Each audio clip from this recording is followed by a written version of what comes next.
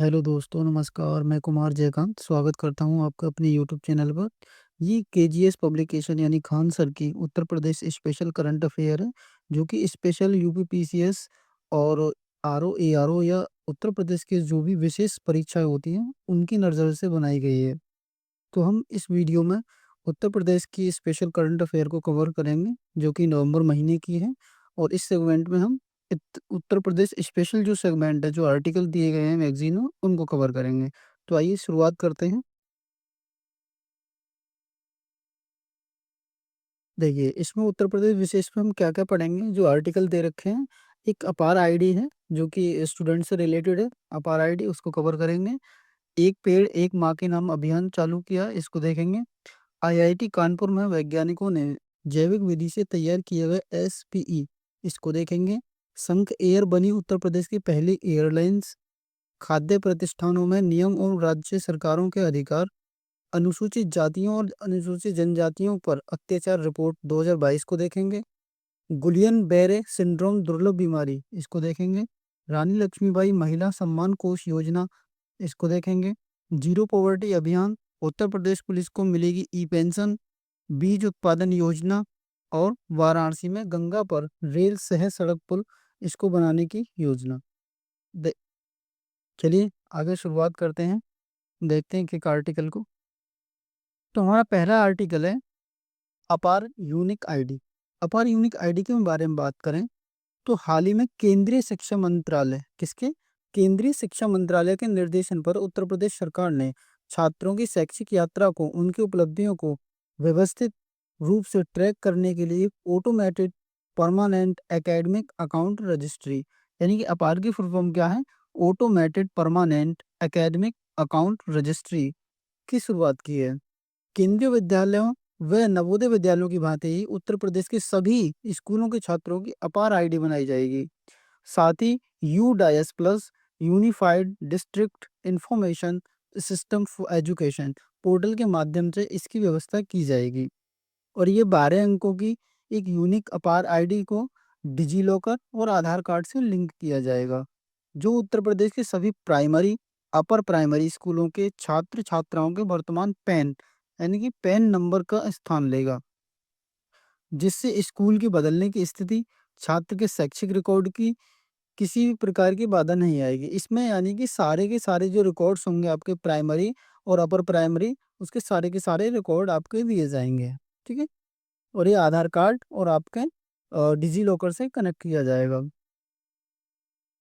इस आईडी के माध्यम से छात्रों की शैक्षणिक प्रगति, यानी कि जो भी प्रमोशन होगा उनका नेक्स्ट क्लास में, नेक्स्ट ईयर में, उनकी उपस्थिति और क्रेडिट्स को संकलन किया जाएगा तथा उनका विश्लेषण करना आसान हो जाएगा। यह छात्रों की ड्रॉप आउट दर को कम करने और बेहतर मॉनिटरिंग करने में मदद करता है। अपार योजना को 3 चरणों में लागू किया जाएगा। कौन-कौन से 3 चरण हैं? देखो, पहले चरण की बात करते हैं तो कक्षा 9 से 12 तक के छात्रों को यूनिक आईडी प्रदान की जाएगी। दूसरा चरण क्या है? कक्षा 6 से 8 तक के छात्रों को कवर किया जाएगा। तीसरा चरण क्या है? कक्षा 1 से 5 तक को इस व्यवस्था में शामिल किया जाएगा। देखिए, ये आईडी सभी प्रकार के सरकारी व निजी प्राथमिक स्कूलों और माध्यमिक स्कूलों के छात्रों के लिए अनिवार्य की गई है। यानी कि ये जो आईडी बनेगी, ये सरकारी स्कूलों के लिए भी और प्राइवेट स्कूलों के दोनों के लिए ही होगी, और माध्यमिक स्कूलों के छात्रों के लिए अनिवार्य की गई है। ठीक है, प्राथमिक और माध्यमिक के लिए। इस प्रकार राष्ट्रीय स्तर पर सभी छात्रों के लिए एक एकीकृत शैक्षिक पहचान, one nation one student ID सुनिश्चित की गई है। अपार आईडी के लिए छात्रों को स्कूल अथवा कॉलेज के माध्यम से रजिस्ट्री कराना होगा, यानी कि स्कूल तथा कॉलेज के माध्यम से ये रजिस्ट्रेशन होगा। इस प्रक्रिया में अभिभावकों की सहमति अनिवार्य है, यानी कि एक एग्रीमेंट साइन होगा, जो कि हमारे पेरेंट्स होंगे बच्चों के, वो इसको एग्रीमेंट पर साइन करेंगे। अपार आईडी राष्ट्रीय शिक्षा नीति, यानी कि न्यू एजुकेशन पॉलिसी 2020 के तहत शिक्षक, यानी कि शैक्षिक लचीलापन और कौशल विकास को प्रोत्साहित करती है, जिससे छात्रों को विविध पाठ्यक्रमों में भाग लेने का अवसर मिलेगा। तो ये एक अपार आईडी थी, जो कि एक एजुकेशनल आईडी थी, जिस पर बच्चों के सारे, किस स्कूल से कहाँ ट्रांसफर हुआ है, कितने कब उसने किस में एडमिशन लिया है, उसके सारे के सारे रिकॉर्ड उसमें आपके अपार आईडी पर रहेंगे। जिस तरीके से बैंक की एक्टिविटी हमारी किस पे रहती है, पैन कार्ड पे होती है, तो उसी तरीके से हमारी स्टडी सी एक्टिविटी किस पे रहेंगे, अपार आईडी पे रहेंगी। आइए नेक्स्ट आर्टिकल पर बात करते हैं। नेक्स्ट आर्टिकल है हमारा एक पेड़ एक माँ के नाम, यानी कि एक पेड़ माँ के नाम। केंद्रीय वन एवं पर्यावरण मंत्री के अनुसार एक पेड़ माँ के नाम अभियान के तहत 80.84 करोड़ से अधिक पौधे लगाए जा चुके हैं, जिससे उत्तर प्रदेश ने लगभग 26.47 करोड़ पौधे लगाकर सर्वाधिक योगदान दिया है।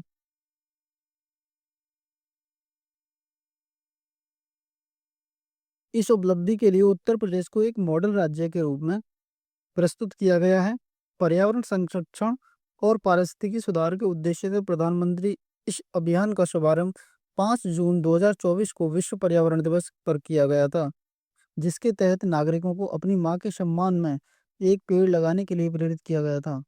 इस अभियान में कई राज्यों ने तय समय के पूर्व ही अपने वृक्षारोपण का लक्ष्य पूरा किया है। अब बात करते हैं, देखिए, राज्य और पौधारोपण का लक्ष्य करोड़ में और रुपए के पौधे, यानी कि लक्ष्य किस राज्य ने कितना रखा है और अब तक वो कितने पौधे लगा चुके हैं। उत्तर प्रदेश की बात करें तो उत्तर प्रदेश का जो लक्ष्य था 25.25 आपके करोड़ लगाने का लक्ष्य था, मगर अब तक लगा कितने चुके हैं, 26.47, यानी कि अपने लक्ष्य से कहीं अधिक पौधों को उत्तर प्रदेश ने रोपित किया है। गुजरात में 12.20, 15.48, तेलंगाना 4 4 करोड़, 8 करोड़, मध्य प्रदेश 3 करोड़, ये 4 करोड़, 1 करोड़, 5 करोड़ और 1 करोड़ और 1.3, यानी कि उत्तर प्रदेश ने अपने लक्ष्य निर्धारित से अपेक्षा में ही प्लस में ही पौधों को रोपित किया है। आइए बात करते हैं कुछ सेगमेंटों पर।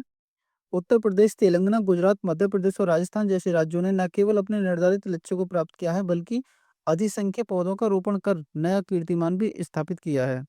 हालांकि पश्चिम बंगाल, तमिलनाडु और दिल्ली जैसे राज्यों ने अभियान में रुचि तो दिखाई है, लेकिन अपने निर्धारित लक्ष्यों से काफी पीछे रहे हैं। यानी कि अपने लक्ष्यों से पीछे कौन कौन रहा है, ये आपके पश्चिम बंगाल, तमिलनाडु और दिल्ली जैसे राज्य हैं। इनमें भारतीय सशस्त्र बलों के तीनों अंगों और थल सेना, वायुसेना और नौसेना के साथ साथ रक्षा अनुसंधान विकास, यानी कि जो डीआरडीओ है हमारा, और प्लस रक्षा सार्वजनिक उपक्रम, राज राष्ट्रीय कैडेट कोर यानी एनसीसी, सैनिक स्कूल और आयुध कारखाने शामिल हैं। वन एवं पर्यावरण मंत्रालय ने इस अभियान के तहत वर्ष 2025 तक को 140 करोड़ पौधा का रोपण करने के लक्ष्य निर्धारित किया है। उत्तर प्रदेश ने राज्य स्तर पर पेड़ लगाओ पेड़ बचाओ जन अभियान 2024 के माध्यम से भी वृक्षारोपण के अधिकार में उल्लेखनीय कीर्तिमान स्थापित किया है। 20 जुलाई 2024 को मुख्यमंत्री के नेतृत्व में आयोजित इस अभियान में एक दिन में 36.51 करोड़ पौधे लगाए गए। इन प्रयासों का मुख्य उद्देश्य केवल पेड़ लगाने तक सीमित नहीं है, साथ ही पारिस्थितिकी संतुलन बहाल करने और कार्बनिक अवशोषण क्षमता को बढ़ाने एवं जलवायु परिवर्तन से निपटने के लिए एक दीर्घकालिक समाधान को प्राप्त करना भी है। अब बात करते हैं सामुदायिक भागीदारी और सहकारी सहयोग पर जोर देते हुए, यानी कि गवर्नमेंट प्लस हमारे जो सामुदायिक है, हमारे जो सिविल सोसाइटी है, उनके भागीदारी से इस पहल को उद्देश्य न केवल माताओं को सम्मानित करना है, बल्कि आने वाली पीढ़ियों के लिए अधिक हरित और अधिक टिकाऊ भविष्य का निर्माण भी करती है। अब आइए नेक्स्ट आर्टिकल है हमारा, आईआईटी कानपुर में वैज्ञानिकों ने जैविक विधि से तैयार किया एसपीई। अब देखिए एसपीई क्या है। हाल ही में भारतीय प्रौद्योगिकी संस्थान आईआईटी कानपुर के वैज्ञानिकों ने एक महत्वपूर्ण शोध के तहत इलेक्ट्रोकेमिकल सेंसरों के निर्माण के लिए गन्ने के छिलके का उपयोग करके स्क्रीन प्रिंटेड इलेक्ट्रोड विकसित किया है। यानी कि एसपीई क्या है, स्क्रीन प्रिंटेड इलेक्ट्रोड। यह न केवल पूरी तरह से बायोडिग्रेडेबल है, बल्कि पारंपरिक प्लास्टिक और सिरेमिक सब्सट्रेट की तुलना में पर्यावरण के अनुकूल भी है। इस अनुसंधान को भारत सरकार से पेटेंट भी प्राप्त हो चुका है। पेटेंट का मतलब ये है कि हमने कोई भी इन्वेंशन किया और वो इन्वेंशन हमने पेटेंट करा लिया, उसके सारे अधिकार हमारे पास ही हो गए। अगर कोई भी कंपनी उस प्रोडक्ट को बनाना चाहती है तो वो पहले लाइसेंस लेना पड़ेगा और सरकार से उसको परमिशन लेनी पड़ेगी। ठीक है? क्योंकि हमने उसको पहले बनाया तो हमारा पेटेंट, हमारा अधिकार सबसे पहले उस पर होगा। ठीक है? ये पेटेंट का मतलब होता है। आईआईटी कानपुर के केमिकल इंजीनियरिंग विभाग के प्रोफेसर सिद्धार्थ पांडा के नेतृत्व में डॉक्टर नचिकेत, आशीष गोखले और डॉक्टर चिरंजीवी इस निवास राव वूषा की टीम ने इस अनुसंधान को सफलतापूर्वक अंजाम दिया। नेशनल फ्लेक्सिबल इलेक्ट्रॉनिक सेंटर में इन एसपीई का सफलतापूर्वक परीक्षण किया गया है। शोध के अनुसार गन्ने के छिलके पर बने इलेक्ट्रोड 25 से 55 डिग्री सेल्सियस के तापमान पर भी प्रभावी ढंग से कार्य करते हैं और इसे विभिन्न पर्यावरण परिस्थितियों के लिए उपयुक्त बनाता है। इनका उपयोग सोना, चांदी, कार्बन जैसे अन्य महत्वपूर्ण धातुओं के लिए इलेक्ट्रोड बनाने में किया जाता है और परिणाम अत्यंत सकारात्मक रहे। भविष्य में इनका उपयोग स्पेस टेक्नोलॉजी, मोबाइल उपकरण और अन्य इलेक्ट्रॉनिक उत्पादों में किया जा सकता है। यह इलेक्ट्रोकेमिकल सेंसिंग की दुनिया के लिए क्रांतिकारी अनुसंधान माना जा रहा है। अभी तक इलेक्ट्रोकेमिकल सेंसर में प्रयोग हो रहे एसपीई के सब्सट्रेट और तौर प्लास्टिक और सिरेमिक का प्रयोग किया जाता है। यानी कि अब तक जो एसपीई बनते थे वो प्लास्टिक और सिरेमिक के प्रयोग से बनते थे।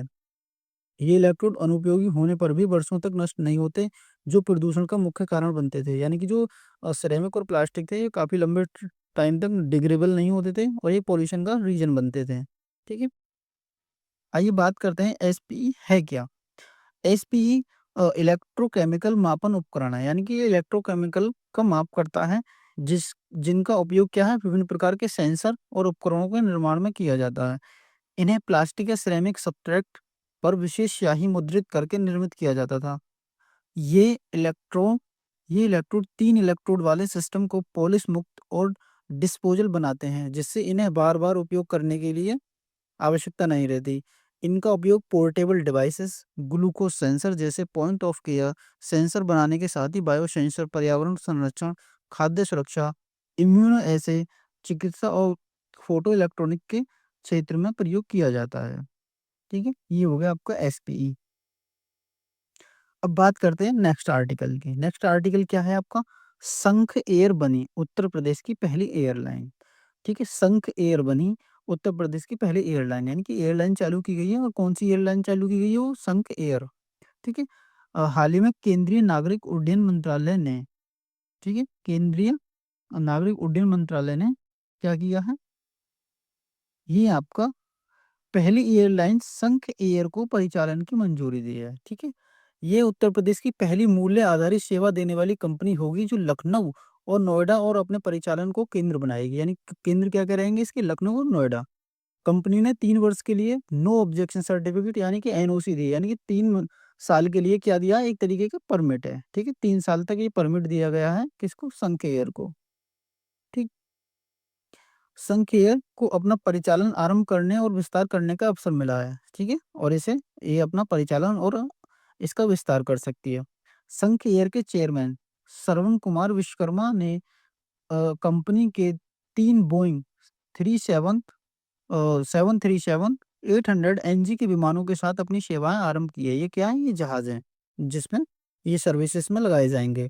इससे न केवल राज्य की कनेक्टिविटी सुधरेगी बल्कि देश के विभिन्न हिस्सों के साथ हवाई मार्गों का विकास भी होगा। संघ एयर के माध्यम से उच्च मांग वाले सीमित सेवाओं क्षेत्रों यात्रियों के बेहतर कनेक्टिविटी उपलब्ध कराई जाएगी। बात करते हैं नेक्स्ट आर्टिकल, और यानी कि इसी का सब पार्ट है भारत का उड्डयन बाजार। भारत के उड्डयन बाजार की बात करते हैं तो भारत का उड्डयन बाजार कैसा है? सेंटर फॉर एविएशन यानी कि कापा इंडिया की एक रिपोर्ट के अनुसार अमेरिका और चीन के बाद भारत तीसरा बड़ा घरेलू विमान बाजार बन चुका है। यानी कि पहला कौन सा है हमारा? इंडिया का पहला हमारा यूएसए है और दूसरा कौन सा है हमारा? चाइना। यानी कि चाइना हमारा दूसरा है और तीसरा कौन सा है? इंडिया। ये ऐसे विमान बाजार हैं जो कि घरेलू विमान बाजार सर्विसेज है, यानी कि अपनी खुद की एयरलाइंस हैं। ठीक है, तीसरा सबसे बड़ा है विश्व में। वित्त वर्ष 2024 में देश में 376 मिलियन यात्रियों के साथ भारतीय विमान उद्योग में सालाना 15% की वृद्धि की गई है। घरेलू हवाई यातायात में 6 से 8% की वृद्धि की संभावना जताई जा रही है, जिससे वर्ष 2025 तक ये आंकड़ा 161 से लेकर 164 मिलियन 161 से 164 मिलियन यात्रियों तक पहुंचने की उम्मीद है। भारत का घरेलू विमान प्रवेशन दर अभी केवल 10% है। भारत के घरेलू विमान क्षेत्र की वृद्धि में सबसे महत्वपूर्ण योगदान कम लागत वाली एयरलाइनों एलसीसीएस का रहा है, जिनका अप्रैल 2024 में भारत की घरेलू एयरलाइन क्षमता में 78.4% हिस्सा था।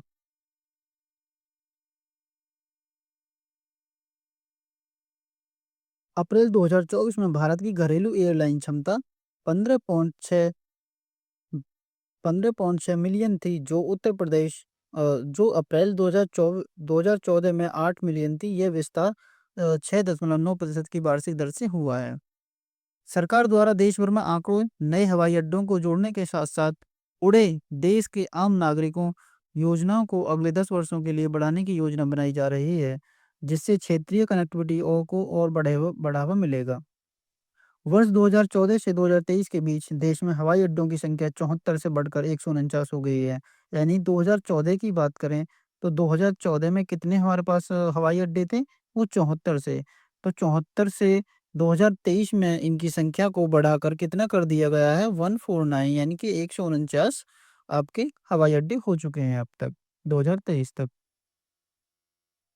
नेक्स्ट पॉइंट की बात करें तो कापा इंडिया रिपोर्ट के अनुसार मार्च 2025 तक भारतीय एयरलाइंस 84 नए विमान जोड़ेगी, जिससे घरेलू सेवा में विमानों की संख्या 812 हो जाएगी। भारत का विमान बाजार न केवल घरेलू उड़ानों में वृद्धि करेगा, बल्कि अंतर्राष्ट्रीय उड़ानों में भी 9 से 11% की वृद्धि का अनुमान है, जिससे वर्ष 2025 तक यात्रियों की संख्या 75 से 78 मिलियन तक पहुंच सकती है।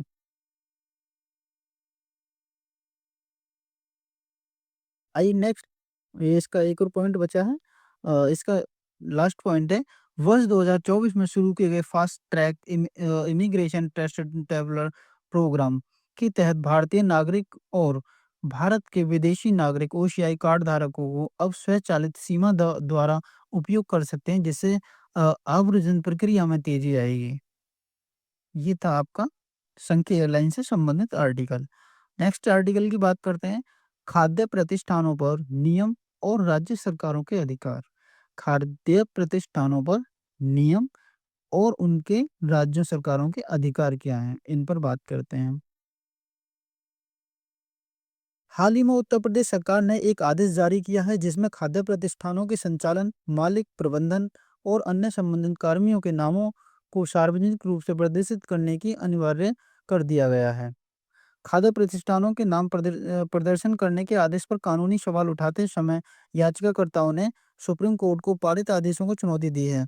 याचिकाकर्ताओं ने तर्क दिया है कि ऐसे आदेश धर्म के आधार पर भेदभाव करते हैं, जो संविधान के अनुच्छेद 15(1) का उल्लंघन करते हैं। इसके साथ ही अनुच्छेद 19(1) के तहत व्यवसाय करने की स्वतंत्रता और अनुच्छेद 17 के तहत अस्पृश्यता की समाप्ति का उल्लंघन होने का भी तर्क दिया गया है।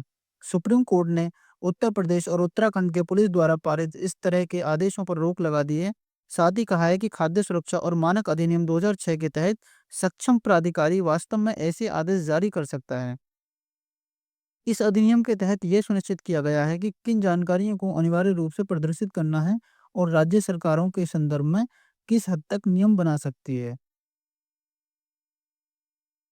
खाद्य सुरक्षा और मानक अधिनियम 2006।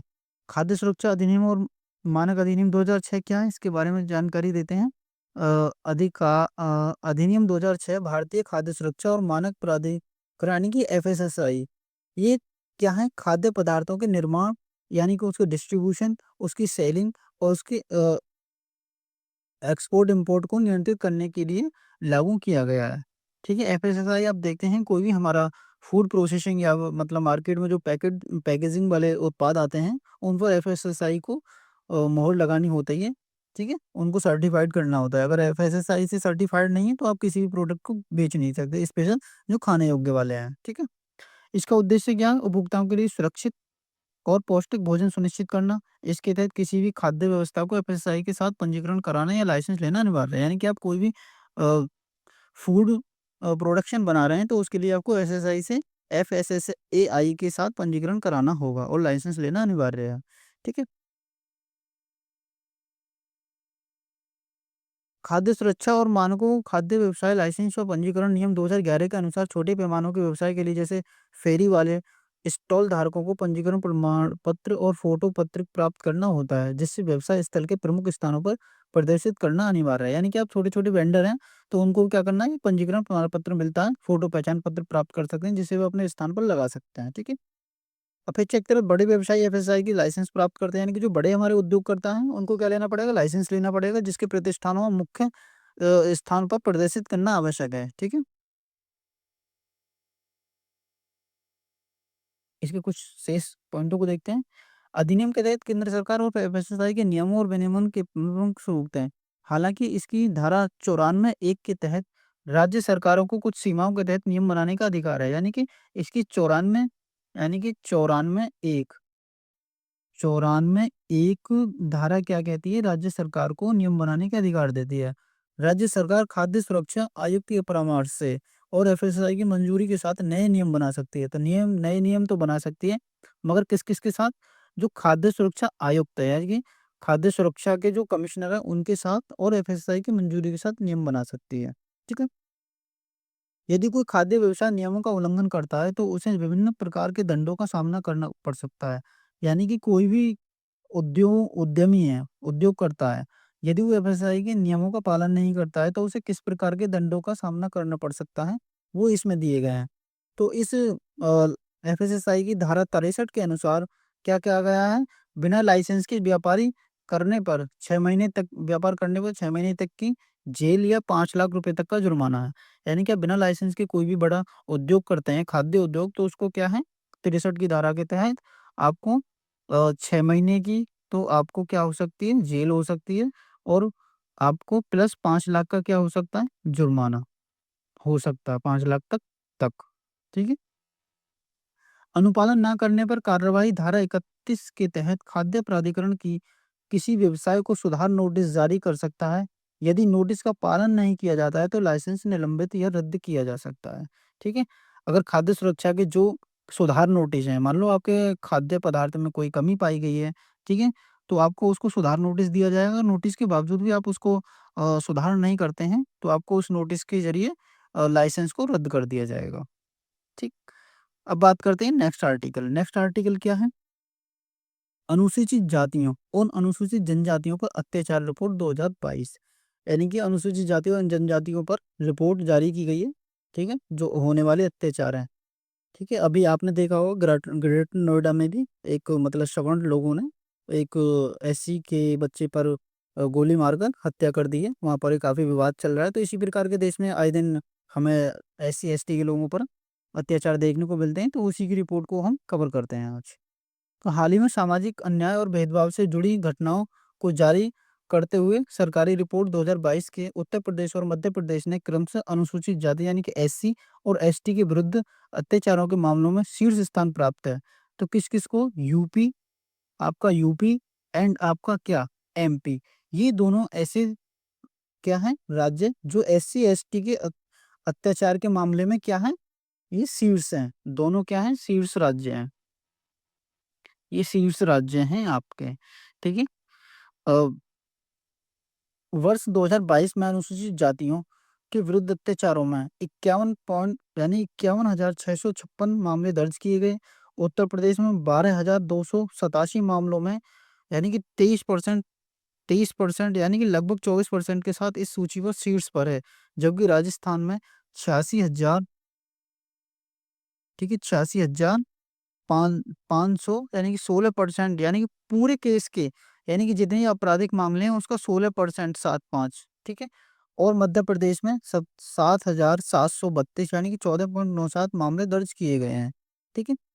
वर्ष 2022 में सुप्रीम कोर्ट के मामलों में चार्जशीट दाखिल